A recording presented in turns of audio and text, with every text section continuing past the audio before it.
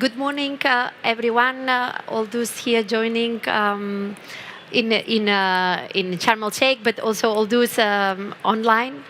My name is Marta Torres. I'm a senior researcher at IDRI, and I'm a colleague of the Deep Decarbonization Pathways Initiative. And I'm just going to be here moderating today this great session, which is going to talk a lot about the gap and all the efforts that are going in terms of modeling and foresight to try to understand better what is this gap and how can we bridge it. I was reminded, for all of you, we would like to have some questions at the end of the session, so 10 minutes, both for all of those that are here, but also all those online. You can use the Slido system, and there will be a QR code being displayed. It's displayed right now. So please don't hesitate to start putting already any questions you have that maybe you want the speakers to address, and any other questions that emerge over the presentations.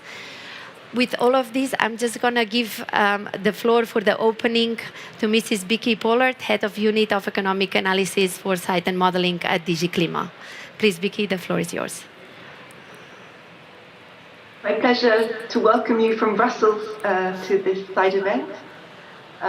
As you know, the EU is committed to being climate neutral by 2050 and to a net domestic reduction of at least 55% in greenhouse gas emissions by 2030. These are all set out in our European climate law, and we have our existing legislative framework and the Fit for 55 package, which is now in the final stages of co-decision between the Parliament and Member States, which allow us to meet our NDC commitments, which is currently the NDC commitment that's there for 2030. We know this is a critical decade. We need further ambition and action, and especially for major emitters. We need implementation of NDCs and long-term strategies. These are vital, and for parties to revisit the targets in their NDCs. That we are committed to working with other parties to maintain the 1.5 degrees goal within reach. So today we have presentations from 2 EU-funded projects working on modelling to support climate action, working with partners around the world. And I'm really pleased to have this side event today, because this is very important work that we are very much involved in. The event will look at the gap between the current pledges and the Paris Agreement goals, but most important, it will look at how to address that gap, both with scenarios to allow increased ambition and pathways for decarbonisation. And as I said, the EU is committed to working with partners, and we're committed to working with partners to improve modelling capacity, to support model development to address the climate challenges, and to look at how to make use of model results in the real world in terms of the debates happening within different countries on how to decarbonise, so that we are effective as possible and moving forward with action as soon as possible, because, as I said before, this action is needed now, and the aim of these projects is to support that. And with that, I want to pass you over to the presentations, because we want to allow plenty of room for discussion at the end of the session. Thank you very much. Thank you. Thank you very much, Mrs. Vicky Pollard. I didn't first of all thank really the Commission, because I think as organizer, which is IASA and IDRI, who are leading these 2 larger research projects, we acknowledge how important it has been, the support really from the EU, to make sure that we've been, that there is the possibility to increase those capacities to really inform the debates that are going on across all the countries and also here at the international level. And we're going to see many of those results. So I'm going to first give the floor to Bas van Rooyen. Bas, I think most of you know him. He's head of the research group at IASA on the modeling of emissions. And without further delay, I'll just let you introduce. Okay, thank you, Marta. Thanks, Marta.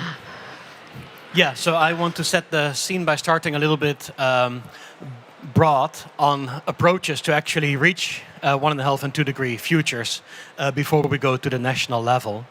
And thinking of those, there are two main perspectives on how to think of the 1.5 degree target. The conventional target thinking was to reach this by the year 2100, first have this inertia in our response, overshoot the target, and then come down with net negative emissions again in the second half of the century.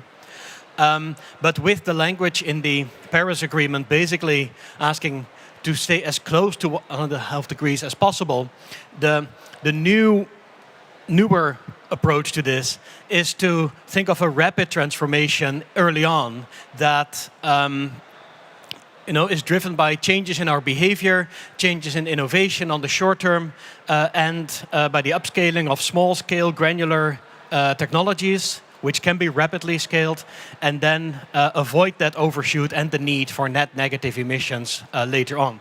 But it does require action on the short term. And in the Engage project, we have finished and published a large-scale analysis with 9 global modeling frameworks to assess the difference between these two different ways of thinking about the climate targets. So with a delay and overshoot, and immediate investing now. So in this graph, the red arrow versus the blue arrow, to do a very systematic exploration of this scenario space of overshooting versus no overshooting. And then analyze the consequences. So for one, what you see here is plotted in which year for the 1.5 degree versus the 2 degree scenarios we need to reach net zero CO2 emissions. And you see that the blue is basically skewed more towards earlier periods than the red, which is, of course, not surprising. If you don't want to overshoot the target, you should reach net zero earlier. But quantifying by how much, it basically means that you need to reach net zero 10 to 20 years earlier in a non-overshoot world versus an overshoot world. But also that your feasibility frontier moves by 100 to 200 gigatons CO2 if you don't want to overshoot. So you can emit less on the shorter term. And well, it's a big debate here at this crop, but the 1.5 degrees without overshoot clearly is is in realistic terms getting out of reach here. However, going for this non-overshoot approach really has its benefits on the longer term. Here we looked into relative changes in GDP. If you go for a full century versus a peak warming approach, so an overshoot versus no overshoot approach, and the no overshoot scenarios have larger consequences on the short term, but on the long term have clearly GDP benefits because you don't need to keep the net negative emissions going after reaching your net zero in the second half of the century. So clearly the long-term GDP actually is it benefits from our actions now. So in the Engage consortium, it consists of global modeling teams and many national teams. We actually have 30 partners on board. We have looked on how to translate these scenarios to the national level, and that is what my colleague Isabella Takamori will present to you next. Thanks so much for this overview, and we all know Engage is really a reference on all the modeling pathways that are being developed, and the amazing piece of evidence that's very useful for all the political and then policy debates that are taking place across the countries we know. With that, Isabella then Takamori, she's a researcher at the Environmental Dutch Agency. Please, the floor is yours. Hi, good morning. Thanks, I can see the slides. Yeah, so I'm Isabella, and I'm happy to be here today to share with you some of the research that we have been doing in the Engage project.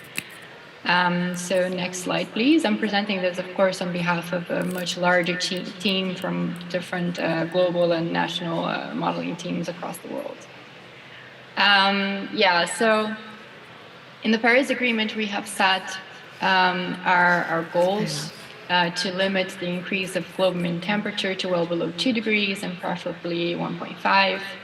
And in order to do that, many countries have set their own nationally determined contributions with short-term emission targets, action plans on how to achieve those targets.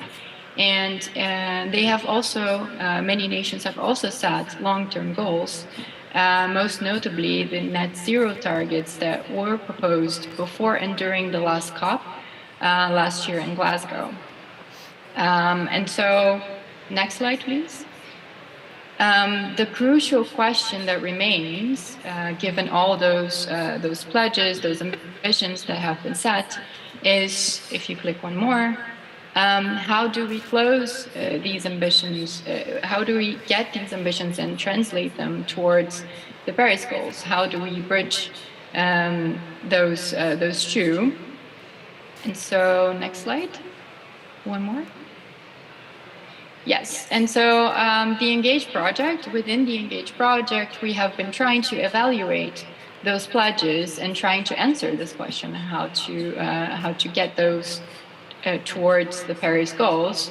And we have been doing that through this collaboration between global and national modeling groups across the world, in which we try to assess those targets and to evaluate what that translates in terms of emission pathways. In order to do that, we have been using integrated assessment models, and we have been using those tools in order to calculate plausible emission pathways, both globally and regionally, that could include an overview of mitigation options, or like how do we actually get the system to those emission pathways. And here it's important to note how the net zero targets may differ, the own definition of what it means in terms of, does it include GHGs or only CO2? What is the year, and what is the elaboration of the required policies to get there? And this definition has already been addressed at this COP and is a very important discussion as well, so just keep that in mind. Next slide. So one more. So in Engage, we have been working with 5 different futures, we call them. It's 5 different emission pathways. The first one is the current policy scenario, where we only take into account the climate policies that are already implemented. And the next one, next please, yeah. The NDC scenario, where we assume a full implementation of all NDCs to 2030, and we assume that the ambition levels will remain constant after that. Then the next one is the Glasgow scenario, where on top of the NDCs, we also implement the net zero pledges that were announced last year. And then finally, the 2 degree and 1.5 degree scenarios, where models calculate cost optimally ways of meeting these temperature goals in 2100. And so what does it look like? We'll see it in the next slide. What we see here are the different pathways for the different scenarios. So the first one, if you click one more, and one more, and one more, yeah, are the current policies, and then the NDCs. So we see the 2 different pathways from current policies to NDCs. If we click on more, we'll see the implementation gap that is between those 2. So bringing what we're currently doing now to what we have promised in the NDCs. And then one step further, we'll see the Glasgow. So if you click one more, oh yeah, first the ambition gap between the NDCs and the temperatures. So 1.5 and 2 degrees. And then finally the Glasgow, so our new development, which are the Glasgow scenarios. So if you click one more and then one more, we'll see the remaining gap. So between current policies and the NDCs, we have the implementation gap. Then we have between the NDCs and of course reaching the temperature goals, the ambition gap. And one step further, we have the Glasgow scenario, so the net zero pledges, and the remaining gap between those scenarios and the climate goals. So if you click on more, yeah, so what we realized in this exercise, looking at these results, is how the implementation of net zero targets could really make a difference in getting us closer to the Paris goals. We see that already in the graph, how the Glasgow scenarios get us much closer to the range of a 2-degree target, but we do see that there is still a remaining gap to cover in order to reach the Paris goals. So next slide. Now, bringing that to the energy system, we see that for the 4 different global models that we have assessed so far, how you click, how most of the models agree with the expansion in the use of renewables, some with more, others with less biomass, but renewables in general. And then one more, how they also agree on a more steep cut in oil and gas used in the energy system. And one more, the phasing out of coal. So we see this bundle of options in terms of primary energy globally for those scenarios, and how the system would bring us there, closer to a 2-degree to a 1.5-degree world.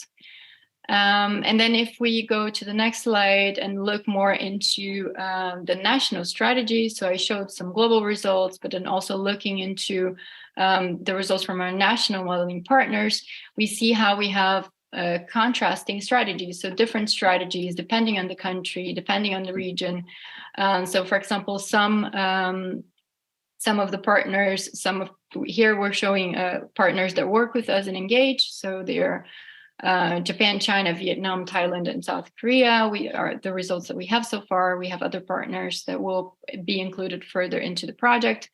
But we see how for some countries, if you click, some of them will show more focus on biorenewables, while others, if you click again, will show a steeper expansion of biomass. That depends, of course, it has to do with land availability, for example, and how others, if you click one more, are still showing some remaining oil and gas.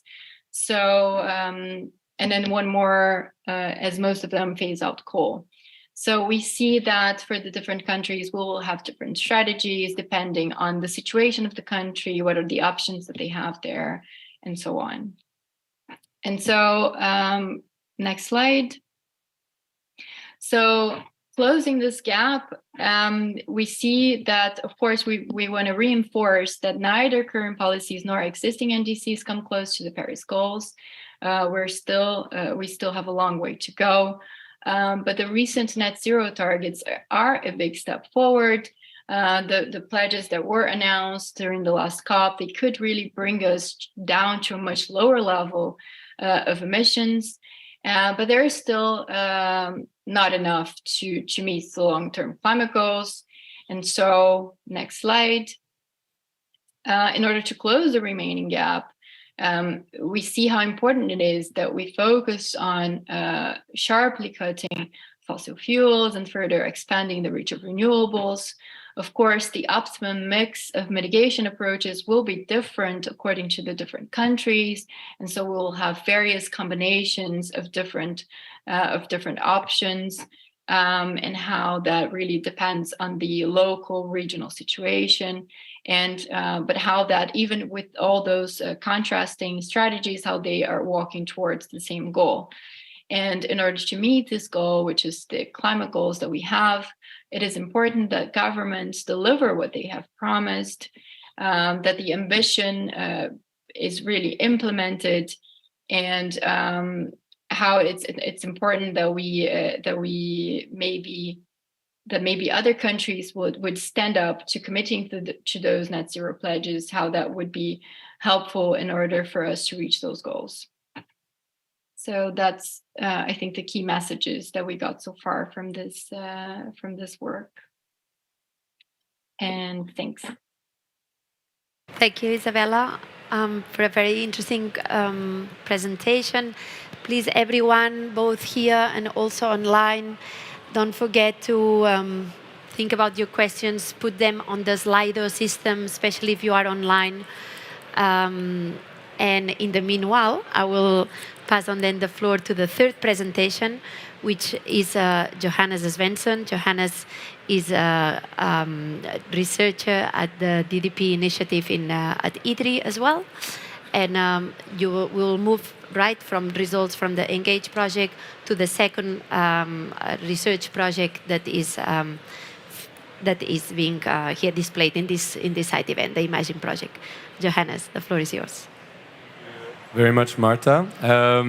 Yes, so I will talk now a bit more about how international climate dialogues and how our work with our models can enable, basically how work with models and analytical work can equip international climate dialogues to enable accelerated national climate action. And this is based on work in the Imagine project. So we've seen that there is a gap between countries' pledges, their NDCs, and the policies that are currently in place, and the emission trajectories that we know that we have to be on to stay within the Paris objectives. So the question now is, how can we bridge this gap? And when I ask this question, I really mean, how can we look at the role of international climate dialogues in accelerating national transformations? But before moving on, I will explain how we have worked on this question in Imagine. Before that, I will just talk a little bit more very briefly about who are we. So we are the Deep Decarbonization Pathways Initiative, and this is basically an international community of in-country experts both from the global north and the global south. In the Imagine project, we have partners in Mexico, Brazil, Argentina, South Africa, China, India, and Indonesia. So that's kind of the main partners here.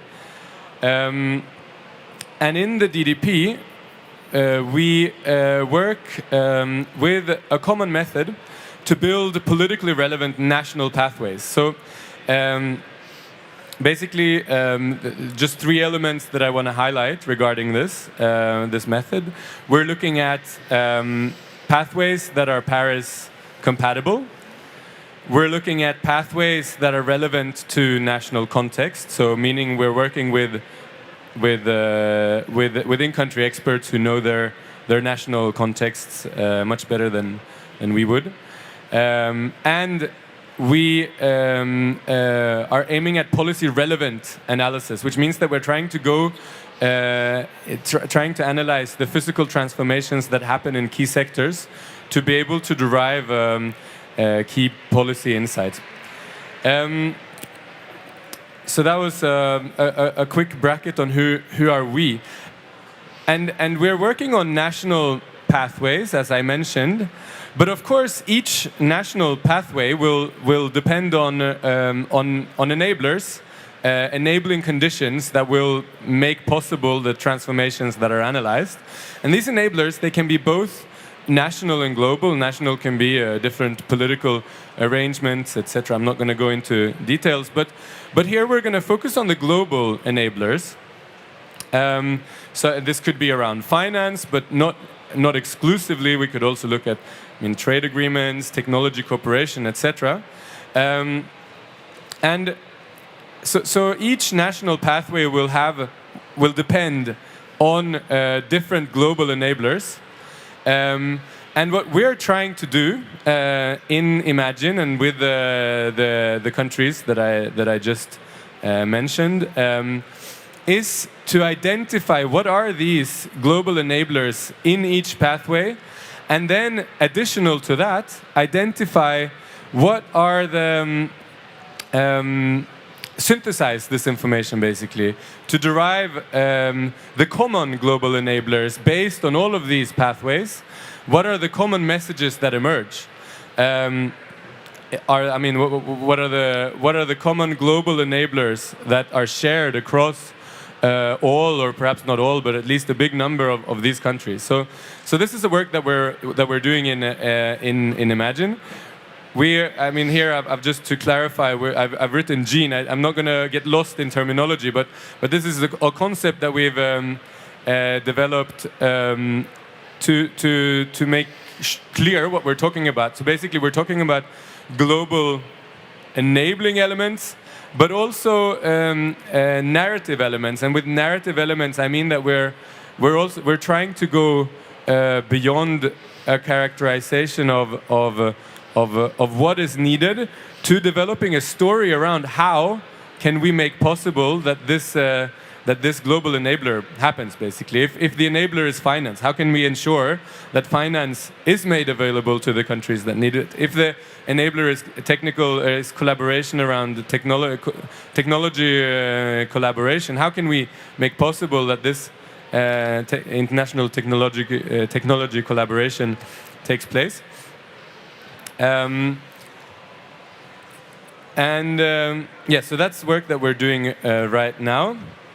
And then I want to also look more into, or explain a little bit more on how these genes, the global enablers, how can we use them in global climate dialogues? This could be the global stocktake, but it could also be other international climate dialogues.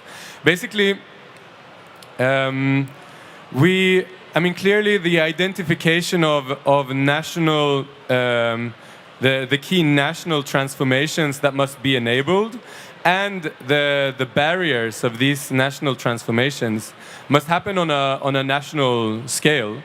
But then, at the international scale, as is shown in the graph at the bottom of the diagram at the bottom of the slide, on the international scale, we can start identifying the international enablers of these national transformations. So this is one thing that international climate dialogues could do. I mean, you bring the benefit of these dialogues is that you have a lot of parties and non-state actors in the room. So you could already start discussing across countries what are the international enablers of key national transformations, but also move on to identifying how international collaboration, how enhanced international collaboration can try to ramp up can try to basically make sure that these international enablers are put into place. So with that, and also just a final thing to say that I think what we're doing here is, I mean, I'm very happy that we're doing this event with Bas and Isabella from the Engage project, because obviously here, I mean, they also look at national scale, but also at the global scale. And global, basically what we're doing here is really complementary to this work, because clearly global scenarios, they provide global benchmarks that are then used or taken up in national scenarios to inform the pathways that has to happen on a national scale. And it's based on these scenarios that we are then kind of plugging in our global narrative method here to identify the global enablers of these national scenarios. So, but with that, I'm very happy also I mean, this was a kind of an overview of the method. I'm not going to steal Marta's role, but I will say that I have Emilio on my left, who will very soon talk a bit more about the country work on this. Thank you very much. Thanks, Johannes. Thanks for not stealing my role. No, I think very interesting, that conversation between the global analysis and the national analysis, and how we kind of all working together, to see what the interface is, what the connections, and how to fit, and not just then on an academic basis, to make sure that the models or the research help enrich each other, but also then how they fit both the global discussions and the national discussions as well. The next speaker then, so Emilio La Rovere, a full professor at Centro Lima, COPE, the Federal University of Rio de Janeiro, well known for all of you, who will give us an insight on also how this methodology is being kind of applied and how it's relevant for the country discussions. Please, Emilio. Good morning, everybody. Thank you very much, Marta and Johannes, for the IDRI role of coordination in this project. Thank you very much to the European Commission, because it's very important to have projects of this kind that help us to develop our tools and our modeling tools in order that we can have better analysis delivered. So I will talk from the perspective of one of the members of this Imagine project at the national level. We are coordinating the work done in Brazil. And we try to focus on these genes, these global enablers, narrative elements that emerge from our country analysis. So we do applying a bottom-up approach, pretty much complementary with the more top-down approach that we see from integrated assessment models. So we are designing deep decarbonization scenarios at the national level. And of course, we have to take into account global narratives and also our own national circumstances, designing our qualitative storylines. And I stress that qualitative storylines are very important, both at national and global levels. Sometimes we jump too fast to the figures, but it's very important to have the narrative behind them. And from there, we can derive these national and global requirements for implementing deep decarbonization scenarios. And particularly, we run exercise with strong stakeholder involvement. These are not only academic analysis, but actually we put together in the same room representatives from the governments and also from business and NGOs, and we discuss the assumptions of our scenarios. We develop a number of methodologies. We usually shoot an initial figure and ask the stakeholders if they are okay with that. Usually we split in sectors. For instance, in Brazil, we use agriculture, forest, and land use. Then we have transport, industry, energy supply, waste, and economic groups with technical experts committees. And then after the narratives and also the scenario quantifications are done, we present to some key political leadership. So these are exercises that involve typically 300 people. And this community is doing from more than 10 years now, from the initial draft NDC, this kind of discussion. And when they are not comfortable with the figures, we ask if they think the figure should be much higher, a little higher, or a little lower, or much lower. So with some participation tools designed to ensure that everybody gets ownership of the scenarios, we can have the most, say, not exactly a consensus, which is never possible, but at least we agree on the figures, on the dialogue, on the different scenarios. Normally we can accommodate divergent views doing different variants of scenarios. And from there, and this approach also serves to discuss the global enablers, as we are going to show, taking the examples of the global enablers. And these are important to help to overcome the barriers. The stakeholders help us to identify the barriers and the policy instruments to overcome them at the national level, and also the enabling conditions both at national and global level. So what we have in this project observed as key global enablers is first that we need that we make progress in COPs like that, and we have a strong international effort of all countries, and of course with the lead of Annex 1 countries to meet the Paris Agreement goals. And the adoption of carbon price is a very important policy tool.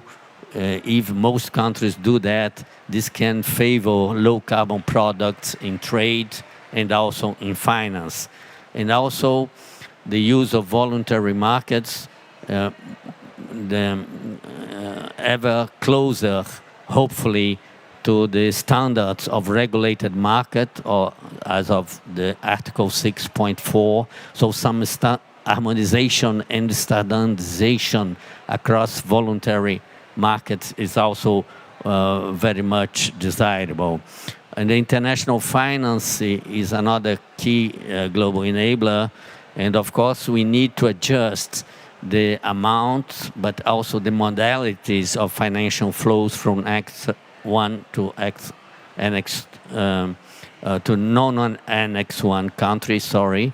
And this, we had a lot of talks about climate clubs and international finance, and now we have come to the concept of just transition, energy transition partnerships. So there are a number of smart financial mechanisms, and according to national circumstance, we'll be talking about grants or concessional loans or commercial loans, but always with the view of de-risking. And I think that joint guarantee funds by Annex 1 countries with AAA rating, together with public funds put by non-Annex 1 countries, are very important also as a de-risk mechanism. Finally, international trade rules favoring low carbon against conventional products are pretty much important to give the signal to the international trade, international market. On technology, we know the difficulties about technological cooperation and property rights, but anyway, we can benefit from spin-offs of developments on renewables, electromobility, energy efficiency, hydrogen, CCS, and also in some new industrial process in hard-to-abate sectors like green steel and cement. In the Brazilian case, just zooming, we have, well, the same global enablers just mentioned, but particularly in our situation, we can benefit a lot from international cooperation and trade mechanisms to help us to meet our challenge of net zero deforestation by 2030. We know that at the national level, we can't embark on an optimal path up to 2100, as we do in integrated assessment models. Many times we have to acknowledge that we made 1, 2, or 3 steps back to then move forward again and accelerate. And that's what Brazil has to do about deforestation, given the record, the negative record of the last 4 years. And there are, we badly need, of course, this international cooperation to help us, because the challenge is huge. And also we can develop a Latin American carbon market. Again, on nature-based solutions, we may take the lead, as Asia, of course, will do that for renewables, but in Latin America, most of power generation already comes from renewables. So I think we have a competitive advantage in leading the carbon markets on natural-based solutions, and we need to do our homework regionally in terms of harmonization and standardization of our voluntary and regulated carbon markets. On international finance, again, applies the same thing we just said for the other countries as well. We need to reduce the risk and, at the end of the day, the waived capital cost for the investing in low-carbon infrastructure. International trade, also preferential commercial mechanism, can help us to improve traceability, improve of origin of agriculture and forest products exports. And this can contribute again to deforestation in another way. And this applies mainly, for instance, for beef production, where we have issues with the supply chain. Even if the meat, the beef exporters monitor and sample on every day 40,000 suppliers and discredit 9,000, and again they have to rely on others, and it's a continuous improvement fight. And if we have this carbon footprint tracked and requested from preferential trading mechanisms, this would help a lot. And finally, also ensuring openness of trade for low carbon products. We don't think it's appropriate for the CBAM to become, say, target of any protectionist allegations, of course. And technology, our main priorities will be on second and third generation biofuels. We have already a couple of plants of second generation biofuels working very well. Electric batteries, because we start from hydropower generation for load basis electricity peaks, and this, of course, is already a seasonal source. So when we, on the top of that, we add wind and solar, as it's happening today, so the storage is a key problem. And again, green industrial process, particularly for steel and cement industry. In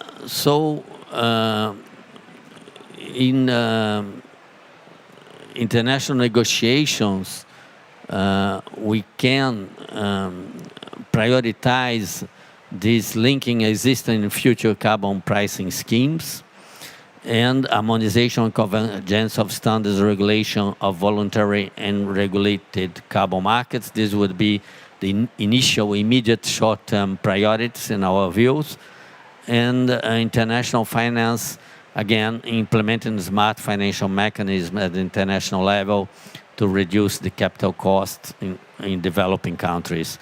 And of course, the concept of just transition partnership that is coming along already, last COP with South Africa, maybe in this COP with Indonesia, and we have to work and learn from this experience, and particularly to ensure that the lead comes from the developing countries, that they have ownership on the investment plans and enabling policies, and the financial levers and mechanisms that are engaged really substantially reorientated systemic financial flows, and using the risk mechanism as public guarantees funds to leverage private finance.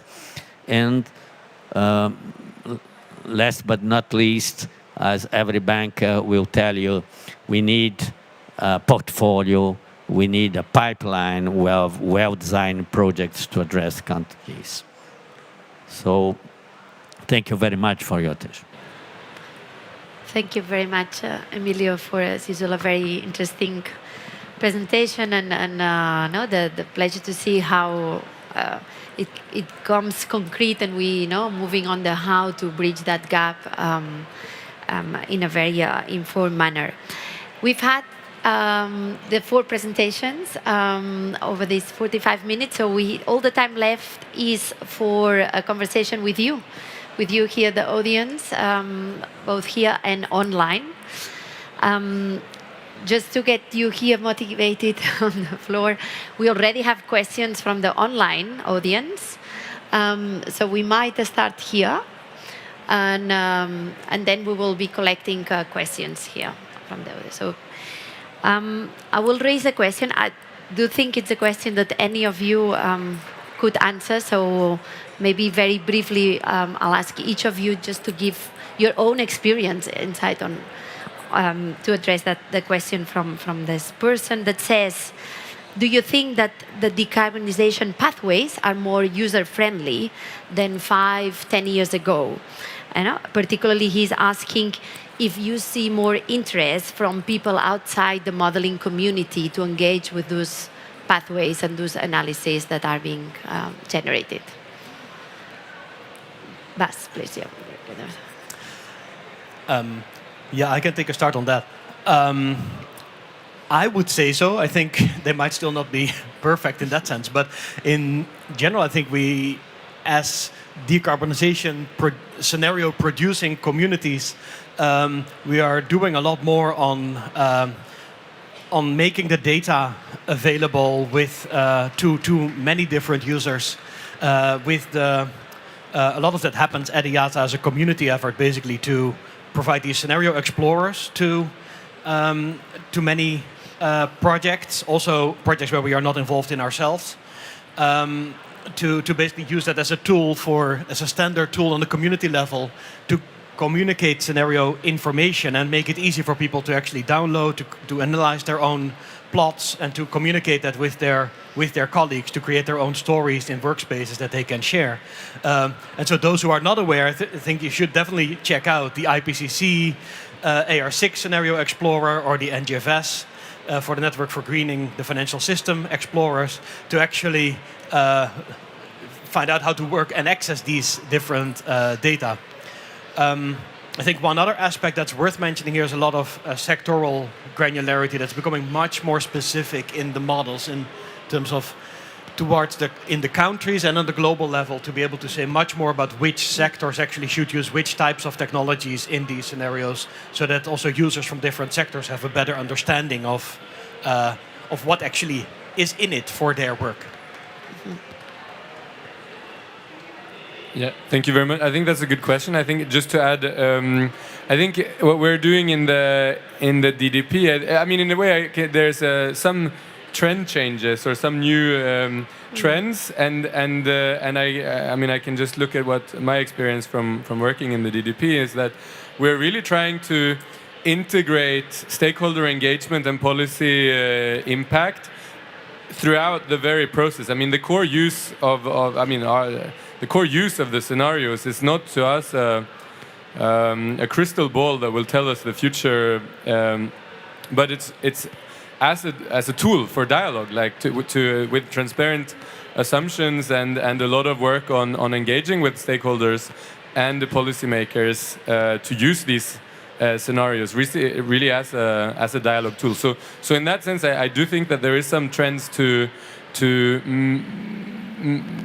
using the scenarios more as this kind of tool of engaging with building bridges with the policy world, basically. And that I think is something that's coming along, and that's also helped by what Bas was mentioning around the granularity and sectoral analysis and so on.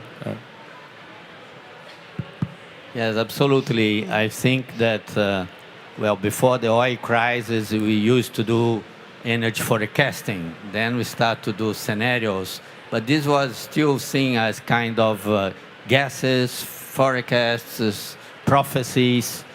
But more recently, the scenario methodology has become quite more relevant and popular. Actually, first, due to the voluntary pledge. So when preparing NDCs, the government officials have to do some scenario exercise to establish the targets and milestones. And then more recently, the corporate world is also announcing net zero commitments by 2040, by 2050. So actually, these two communities jumped into our boat. So now we have to take them aboard and actually dialogue with them. So I think it's a very interesting moment if you look back in the history of and also the methodological approach for scenario building. We are seeing very interesting times. Isabella, would you like to add? Hi. Yeah, no, more in line with what Bas already said. But I think as a community, we have been also working towards getting closer, getting this communication gap also with not only policymakers, but then with civil society as well, in our scenario explorers, dashboards, in open source coding, to really get this this black box out of, like, get the models out of this black box, so that people can understand what it is and why is it important. And I think we have been getting very positive feedback. Thanks, that's very useful. Audience, are any other questions? Here, I see one over there. Thanks. Please just state maybe your name and then... Thank you very much. My name is Shamim Wasinyanda. I'm from Tanzania, an environmental activist and a social scientist.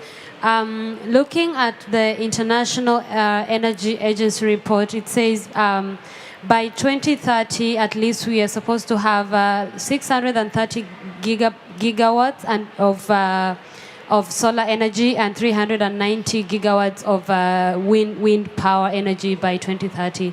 But at the same time, we look at the crisis that is going on, and with what you have shared, my question is that do you think there is enough space for the transition of renewable energies? Do you think we have that space with everything that is going on, disappearing islands and do you think there is enough space? Thank you. Bas, I think this is a question for you. Right microphone. Sorry, I might have taken the wrong one. None of them. Oh, okay. No. Here we are. Yeah, thanks for that question.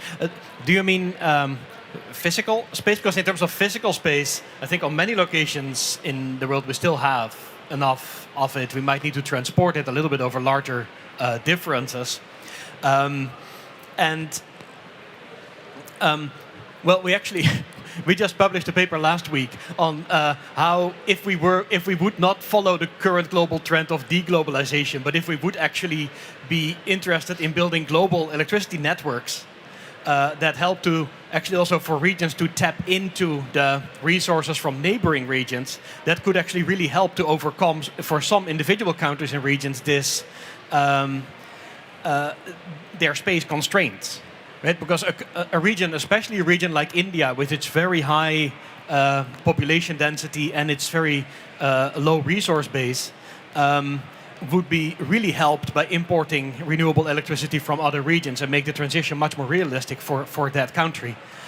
However, you are then being dependent on other countries for your electricity system, and in the current global geopolitical climate, I see major risks for countries actually to go down that route as well. Just to add very, very quickly that, like, I think indeed, of course, it's a tough battle, but I mean, I think it's really important to also ask the right questions in terms of what do we need. I mean. To me, the key question is what do we need to succeed with this energy transition, which clearly is a tenet of staying within the Paris objectives. Clearly, we need to do this, and then so the question is how can we do this? How can we, on a national scale, but also on a global scale, how can we do this? What are the necessary conditions that needs to be in place? And I mean, I don't want to do too much advertisement, but clearly, I mean, that's. I think the question is very well directed at what we're trying to do with the work we're doing with Emilio. And thank you. Sorry. Yes, I think that IEA scenarios, as every scenario, has to be taken as a what if. That means that this target is what is required to meet a desirable goal of below 2 degrees, for instance, or 1.5, depending on the specific scenario. But certainly the technical potential would be there. But when you come to economic and financial potential, and also talking about 2030 is also a matter of time. Money cannot buy time. Many of the hydropower plants, the wind plants, the wind farms and solar power plants and other sources, also on fossil fuels, are already planned, contracts are being signed, construction is undergoing. So when you come to very short term, and for energy, 8 years from 2022 to 2030 is very short term. Because plans are normally, for instance, in Brazil, a 10 years national program of work. So the main finding of this kind of exercise is to check the gap. So nobody's surprised when we get to 2030 and we don't find the exact goal achieved. That means what we have to do in addition to that to meet that goal, because we are not following that trend. That's the main take that you can read the scenarios like that.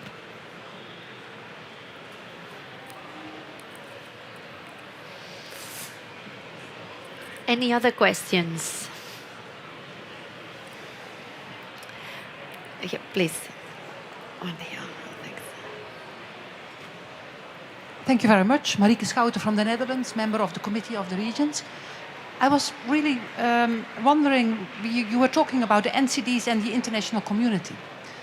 How do you think that locally determined contributions should and could fit in with the NCDs and the international?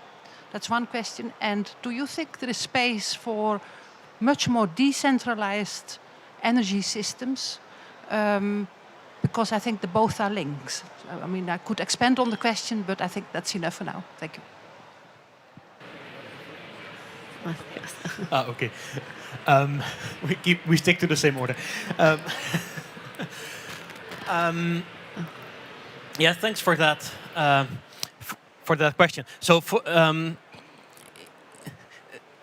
of course, I think in the end, processes like the ones that, because there was a reason I wanted to let you go first, because I think the processes like you guys are organizing here with the deep stakeholder work, actually, to see on the regional, local level, really what is feasible, also in becoming more ambitious, maybe, than politicians sometimes think they can be, would really, could really help to have more ambition levels on the local level. That would help to add up to the global targets.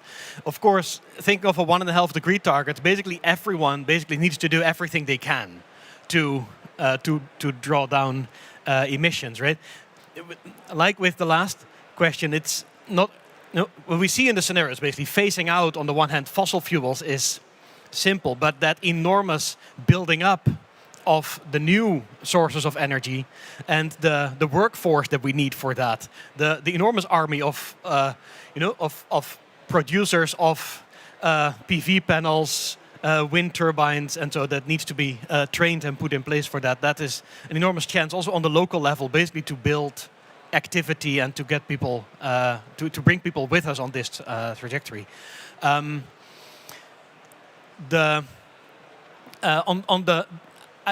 the small-scale systems, I definitely see a lot of potential for those. I think small-scale systems actually scale a lot faster, and so would be much more helpful actually in a faster transition than the large-scale technologies.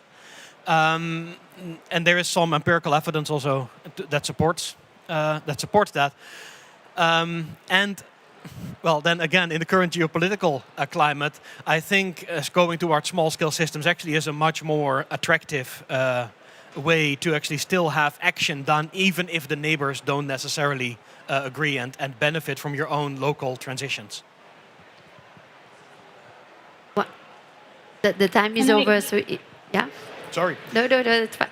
But no, also Isabella, if you want to have add anything to this question, otherwise we'll move into the very quick closing from so Vicky. I was just gonna make a quick comment on what Baz already said, and I think that's what's interesting about projects like Engage, for example, who are working together with the national partners, so that we can have this positive feedback between the national, local scale into the global models, and how important it is for us to really build on to those pathways. Just a quick comment. Thanks. Thanks, Isabella. Vicky, may I ask you if you could just give us the very closing words for this event, please? Well, first of all, I want to thank all the speakers and everybody in the audience, both in Sharm-el-Sheikh and online.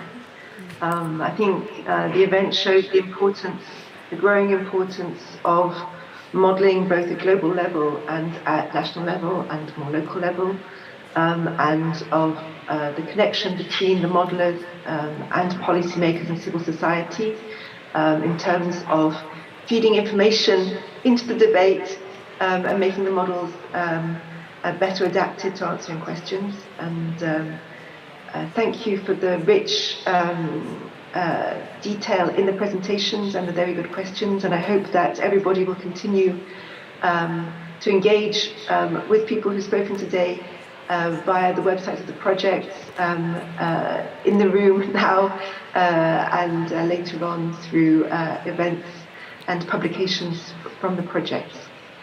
And thank you very much to everybody. Have a good day. Bye. Thank you, everyone. Thank you, everyone, for coming. A big applause to the presenters, Isabella and the panelists. Thanks so very much. Thanks, DigiClima team, and for all the efforts supporting all these projects.